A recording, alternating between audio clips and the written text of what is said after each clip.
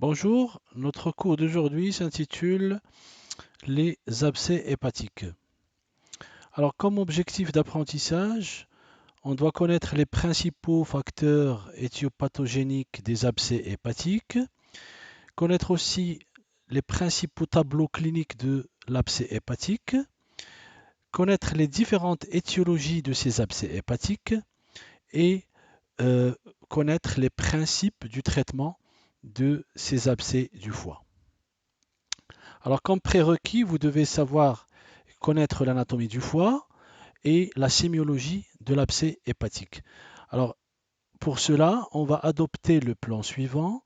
On va commencer par un rappel anatomique qui est important, la définition de l'abcès hépatique, l'épidémiologie, une physiopathologie pour comprendre le mécanisme et les germes responsables, l'anatomopathologie pour connaître aussi les différentes lésions de ces abcès hépatiques, comment poser le diagnostic positif, savoir aussi poser les diagnostics étiologiques, connaître les complications et quels sont les diagnostics différentiels. Et après, donc, on va voir le traitement de cette pathologie, le pronostic et après, on va conclure. Alors, comme rappel anatomique, comme vous le savez, le foie, c'est un organe qui est intra-abdominal, central, qui assure plusieurs fonctions. Parmi ces fonctions, donc, il y a des fonctions de l'homéostasie de l'organisme. Il fait plusieurs synthèses, par exemple la synthèse des protéines, l'albumine par exemple. Il métabolise aussi le glucose. Il permet la dégradation de plusieurs médicaments et aussi il a un rôle d'excrétion, par exemple l'excrétion de la bilirubine qui va jouer un rôle très important dans la digestion. Les voies biliaires qui sont donc l'ensemble des conduits qui transportent la bile et qui sont sécrétés par le foie vers l'intestin ou la bile vers l'intestin ou la bile qui participe notamment à la digestion et à l'absorption des nutriments. Alors, cet organe qui est la plus grande glande de l'organisme, donc il est vascularisé par une artère hépatique, par une veine porte, et bien sûr, dans le pédicule hépatique, on trouve les voies biliaires. Alors, cette veine porte qui est très importante, donc c'est elle qui va acheminer tout le sang du tube digestif sous-diaphragmatique vers le foie, c'est-à-dire le sang qui vient de la région splénique et gastrique par la veine splénique, le sang qui vient du côlon gauche, la moitié du côlon transverse et le rectum via la veine mésentérique inférieure, et bien sûr la grande partie qui vient de l'intestin grêle, du duodénopancréas, du côlon droit et de la moitié droite du côlon transverse qui va vers la veine porte à travers la veine mésentérique supérieure. Alors, comme vous le voyez ici sur une reconstitution scanographique, on voit ici la constitution ou la formation de la veine porte qui est constituée par le transplénomésaraïque qui est formé par la veine mésentérique inférieure et par la veine splénique et bien sûr avec la veine mésentérique supérieure. Alors comme définition, c'est quoi la définition d'un abcès hépatique? Ça se définit par une collection purulente qui résulte d'un processus infectieux qui va détruire le parenchyme hépatique. C'est une pathologie qui reste peu fréquente et il est dû à plusieurs affections, notamment des infections biliaires ascendantes et parfois on ne connaît pas leur origine. C'est ce qu'on appelle les abcès cryptogénétiques ou cryptogéniques, c'est-à-dire que ce sont des abcès d'origine indéterminée qui restent quand même fréquents.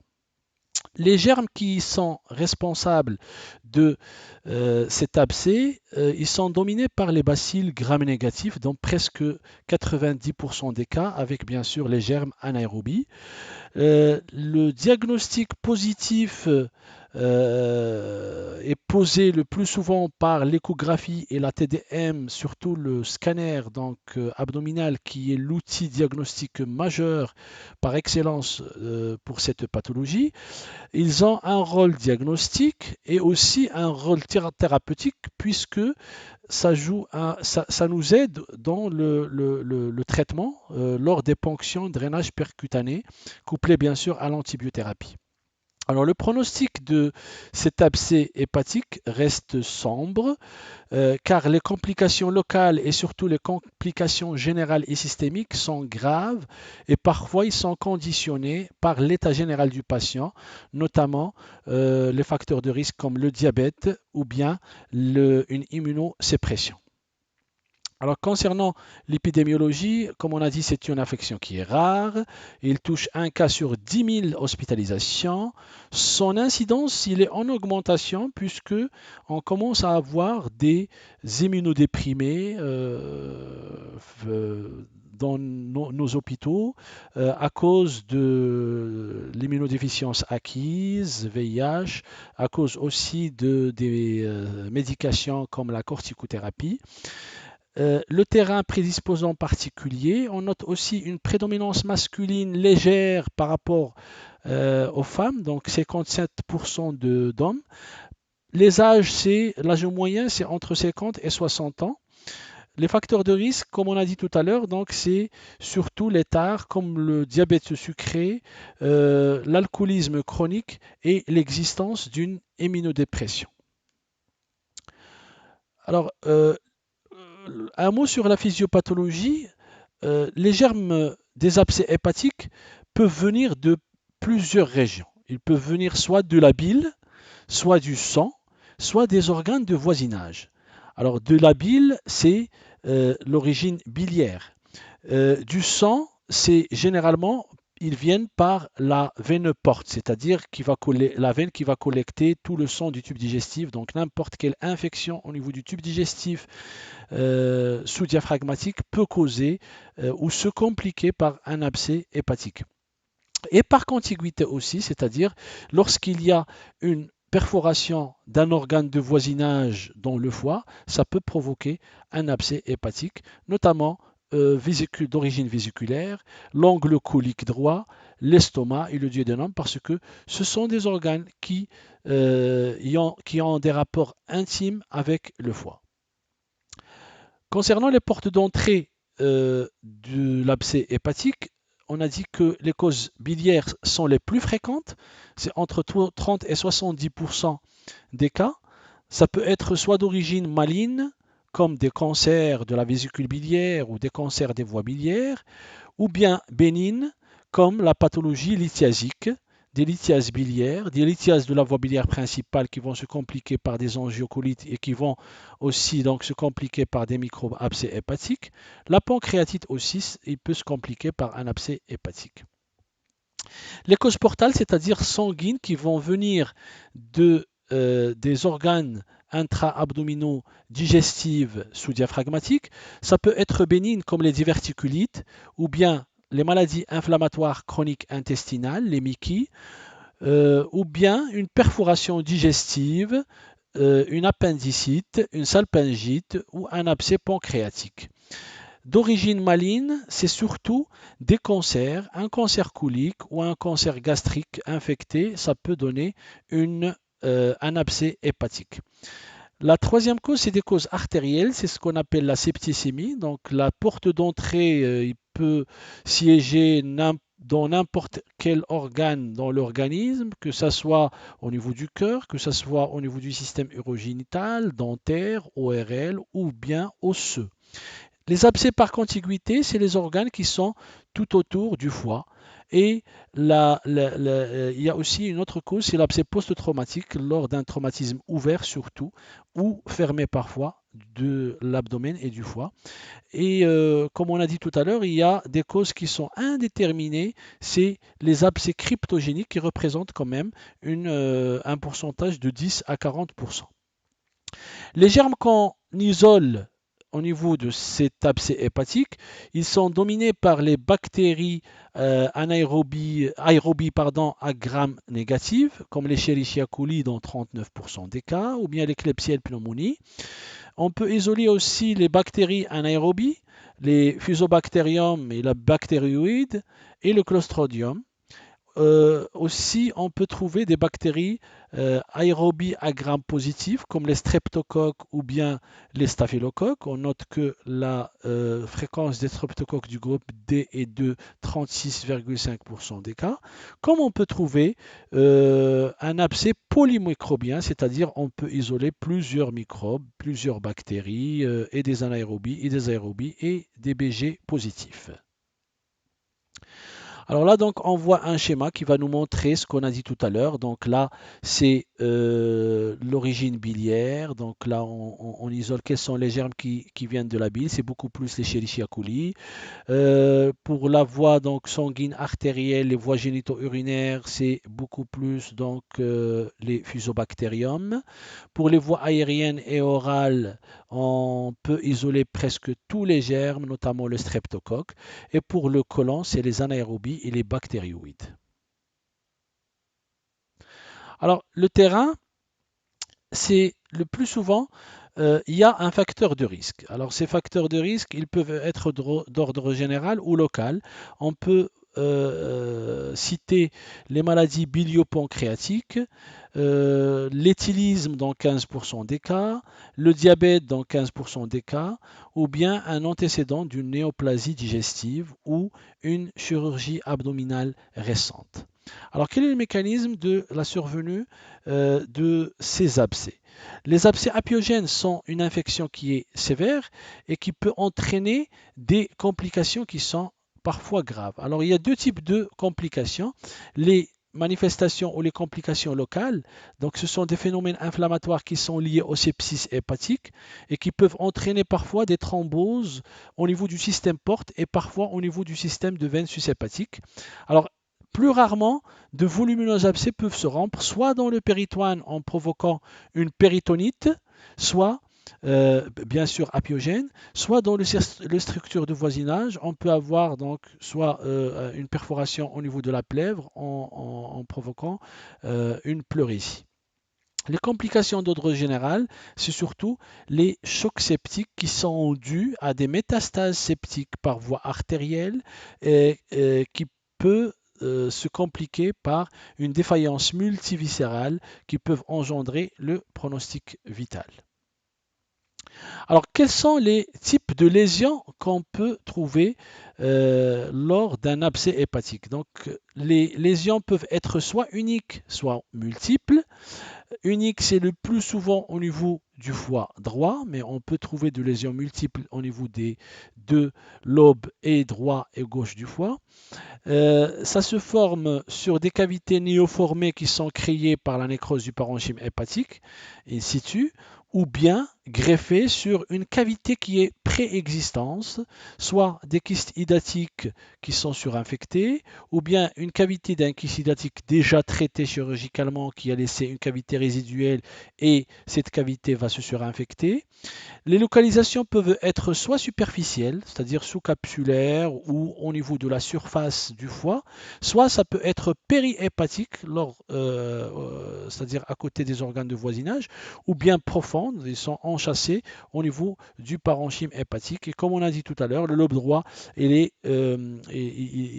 contient plus des 2/3 des cas des abcès hépatiques. Alors passons au diagnostic positif. Alors cliniquement, quels sont les signes fonctionnels pour lesquels le patient va consulter? Donc, le premier signe alarmant, c'est la fièvre élevée. Alors, je parle d'une fièvre très élevée, c'est-à-dire une fièvre qui est au-delà de 39, 39,5, voire même les 40, 41, avec des frissons qui vont donc qui est un signe important de la septicémie. Les douleurs abdominales, ils sont existantes dans 73% des cas. Ces douleurs sont de siège épigastrique ou bien au niveau de l'hypochondre droit. Ils peuvent être généralisés lorsque l'abcès est rompu. On peut avoir aussi des signes d'irritation péritoniale, notamment les vomissements ou nausée dans 30% des cas. On peut noter aussi une altération de l'état général avec une asthénie, une anorexie et une perte de poids. Parfois, on peut avoir des signes respiratoires lorsque l'abcès est perforé au niveau de la plèvre ou bien lorsque l'abcès siège au niveau du dôme hépatique et comprime l'air pulmonaire.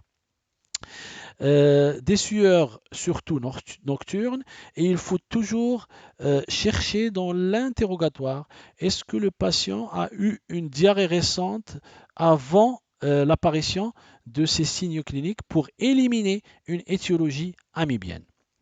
Alors, quand on va examiner notre patient, on va commencer toujours par l'inspection. Alors, on va trouver que c'est un patient qui est subectérique. À la palpation, donc c'est une hépatomégalie qui est très douloureuse. Et le signe le plus important, c'est la douleur à l'ébranlement du foie. Alors, quand on va frapper le foie par un coup de poing, le patient il va manifester une douleur très importante. Parfois, on peut avoir même un tableau pseudo-chirurgical, ça veut dire que ça ressemble à une péritonite lorsqu'il y a une perforation de cet abcès au niveau de tout l'abdomen, ou bien une défense franche de l'hypocondre droit.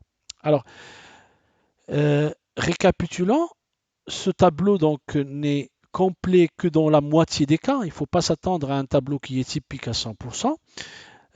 La fièvre, c'est un élément qui est quasi constant. Il doit attirer l'attention chez un patient qui est immunodéprimé avec des douleurs de l'hypocondre droit et il doit être constaté dans plus de 90% des cas. Alors c'est la triade de Fontaine, c'est l'hépatomégalie douloureuse et fébrile qui doit attirer l'attention vers le diagnostic d'un abcès hépatique. Une fois le diagnostic est suspecté, on va demander des examens complémentaires.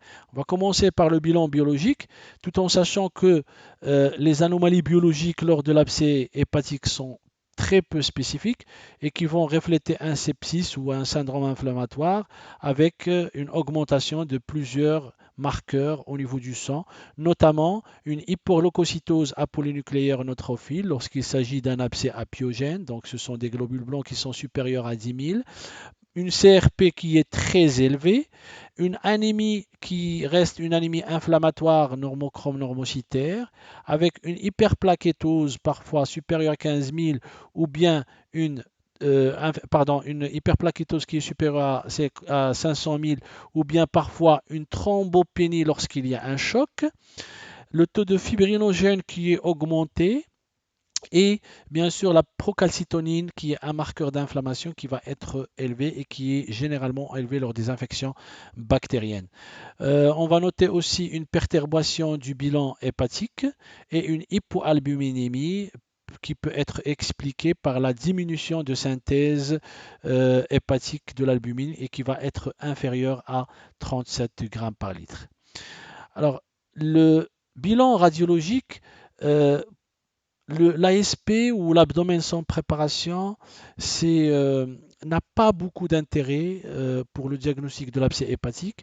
Son intérêt, donc, il est limité lorsqu'il y a un abcès hépatique à localisation au niveau du dôme hépatique ou bien lorsqu'il est rompu au niveau de la plèvre et ça peut donner un épanchement pleural droit. Donc, vous voyez ici, donc, on peut avoir une ascension de la coupole diaphragmatique droite comme on peut avoir un niveau hydroaérique de l'hypocondre droit, mais c'est très rare. Alors l'examen le plus important, c'est l'échographie hépatobiliaire et c'est l'examen de première intention. C'est un examen qui a trois buts, donc un but de diagnostic positif, un but de diagnostic étiologique et aussi un but thérapeutique. Alors, on va commencer par le diagnostic positif. L'échographie, c'est l'examen de choix. C'est un examen qui est anodin, qui est sans risque pour le patient. On peut le répéter plusieurs fois. Malheureusement, c'est un examen qui a l'inconvénient d'être opérateur dépendant, qui va montrer une image caractéristique si l'abcès du foie est collecté. Alors, à la phase collectée, il y a une image qui est spécifique qu'on va voir tout à l'heure. Alors, l'image, il est variable selon le stade évolutif de l'abcès, que ce soit présuppuratif ou suppuratif. Alors, lors de la phase présuppurative, les lésions hétérogènes sont de contours irréguliers et on n'arrive pas vraiment à avoir un diagnostic qui est certain. Alors, dans la phase suppurative, le contenu il est hypo ou bien anéchogène, c'est-à-dire noirâtre, parfois qui est multiloculé ou bien simple, avec des contours qui sont arrondis à parois nettes, avec une coque épaisse, c'est la membrane ou la paroi du kyste. Alors le deuxième rôle de l'échographie, donc, c'est de détecter ou de diagnostiquer l'étiologie, c'est-à-dire c'est quoi la cause de cet abcès. Donc que ce soit une cause biliaire, une cholécystite aiguë, ou bien une cause digestive comme les appendicites aigus, ou une cause diverticulaire par une perforation d'un diverticule colique, ou bien un cancer abcédé colique. Le troisième rôle au but de l'échographie, c'est dans un but thérapeutique. Il permet la ponction et le drainage. On va le voir tout à l'heure lors du chapitre traitement. Alors, l'examen qui reste le gold standard dans le diagnostic des abcès du foie, c'est le scanner abdominal, bien sûr avec injection de produits de contraste et sur le temps artériel et sur le temps portal. C'est un examen qui est systématique.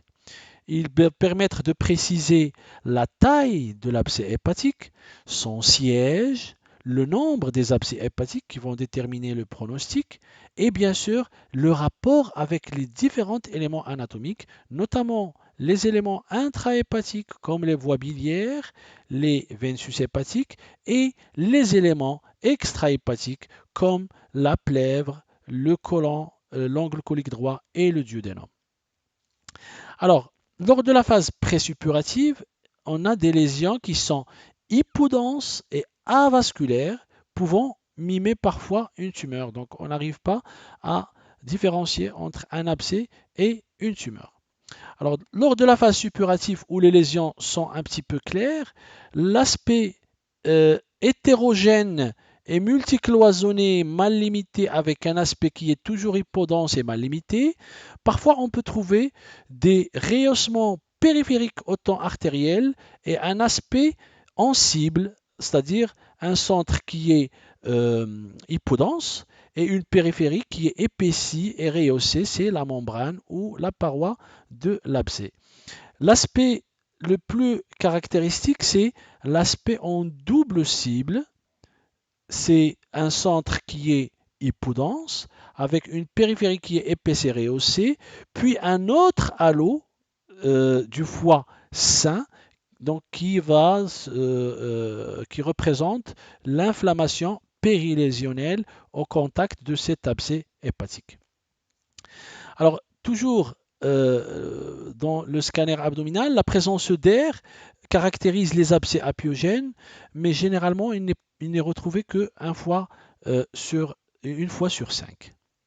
Il y a un autre examen, c'est l'imagerie par résonance magnétique, mais qui n'est pas plus performante que le couple échographie-scanner. Donc c'est un examen qu'on ne demande pas en première intention. On le réserve chez les patients, par exemple, qui ont une allergie à l'iode ou bien une suspicion d'abcès hépatique chez une femme enceinte, chez qui on ne peut pas injecter chez elle donc l'iode. Donc l'abcès, les caractéristiques, c'est qu'il se présente en général en hyposignal en T1 et en hypersignal en T2.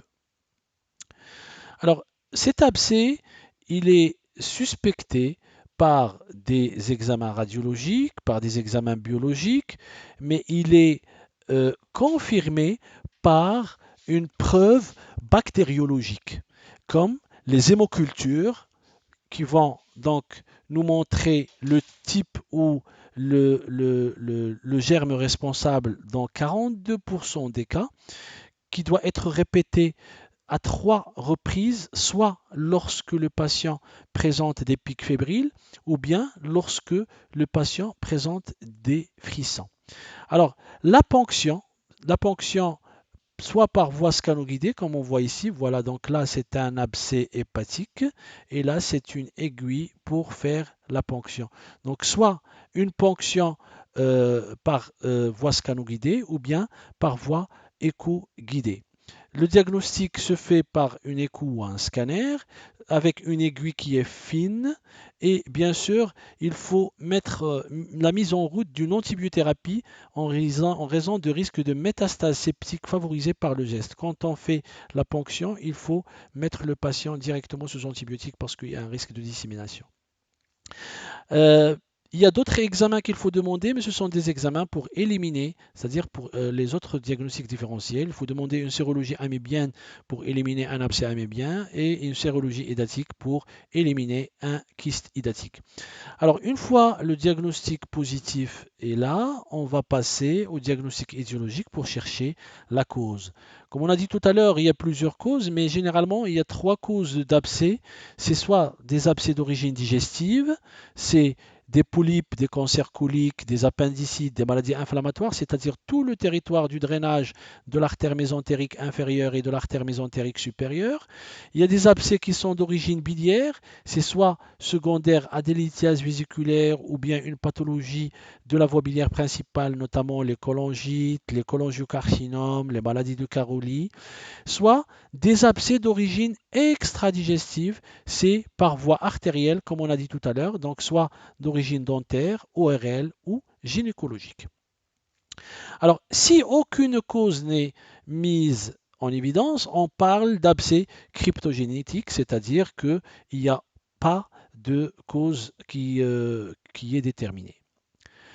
Concernant les complications de l'abcès hépatique, ils sont d'ordre loco-régional. Ils peuvent provoquer parfois des thromboses de système porte ou bien des veines hépatiques. Il peut se rompre au niveau de l'abdomen en provoquant une péritonite ou bien au niveau de la plèvre en provoquant une pleurésie. Et il peut aussi donc causer un sepsis sévère, un choc septique, c'est d'ordre général. Les diagnostics différentiels, il faut éliminer bien sûr les abcès hépatiques d'origine parasitaire, soit l'hydatidose, le kyste hydatique du foie, soit les abcès amébiens, d'où il faut faire les deux sérologies, les abcès fongiques aussi qui se voient chez les sujets immunodéprimés, les kystes biliaires compliqués surinfectés, les tumeurs, tout type de tumeurs hépatiques peuvent simuler un abcès hépatique, les tumeurs pseudo-inflammatoires et les abcès froids, bien sûr, mais il y a une grande différence cliniquement entre les abcès froids et les abcès chauds. Quand on parle d'abcès chaud, c'est l'abcès hépatique. Quand on parle d'abcès froid, c'est d'origine soit tuberculeux, soit d'origine champignon ou parasite. Mais là, la fièvre, il n'y a pas de fièvre dans ces deux tableaux. Alors, on va passer au traitement. Le traitement de l'abcès hépatique comprend une prise en charge de l'abcès lui-même et aussi l'éradication de la porte d'entrée c'est-à-dire de cet abcès. C'est pour ça qu'il faut traiter un traitement symptomatique et un traitement étiologique. Alors pourquoi traiter bien sûr l'étiologie? C'est parce que déjà l'étiologie, c'est une pathologie ayant sa propre gravité et aussi pour éviter la récidive. Parce que si on traite juste l'abcès et on ne traite pas sa cause, ça va récidiver par la suite. Alors, il y a plusieurs stratégies pour le traitement. Il y a soit l'antibiotique seul, soit l'antibiotique avec un drainage radiologique, soit une chirurgie, malgré que la chirurgie, c'est-à-dire il se retrouve réduite un peu, sa place est réduite dans le traitement des abcès du foie, mais il garde un rôle important surtout dans le traitement de l'étiologie.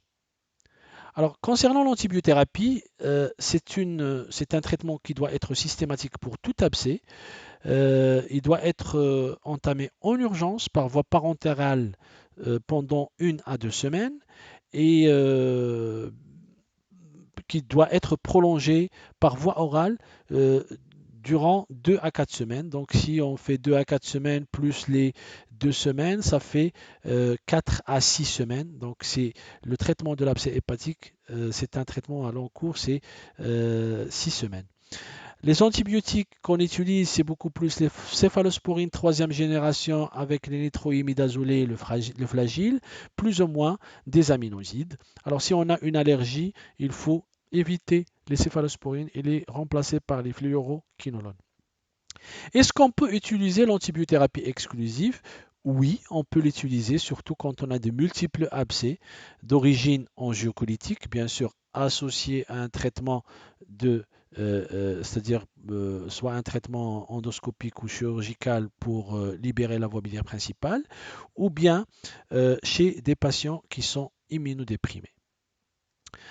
Euh, En plus du traitement antibiotique, on a le traitement radiologique. C'est soit une aspiration à l'aiguille ou bien un drainage percutané continu.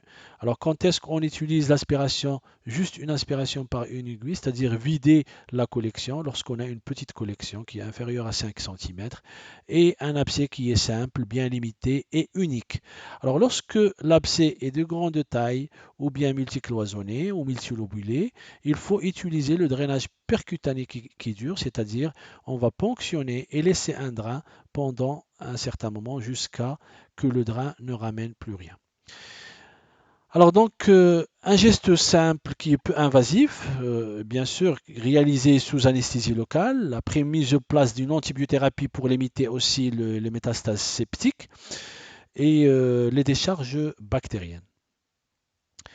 La chirurgie jusqu'aux années 70, le drainage chirurgical était le seul traitement des abcès hépatiques, mais après les années 70, donc, il y a le développement de la radiologie interventionnelle qui ont donc, commencé à traiter les abcès hépatiques par des drainages et par des ponctions. Donc c'est un traitement qui est non invasif.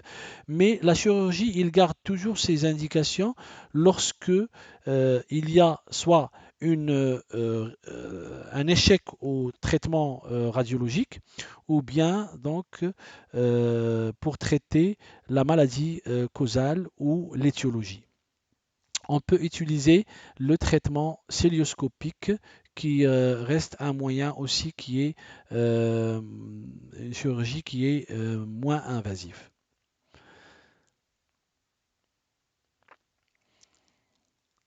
Alors, concernant toujours le traitement chirurgical, son but aussi, c'est de traiter la cause et traiter l'étiologie.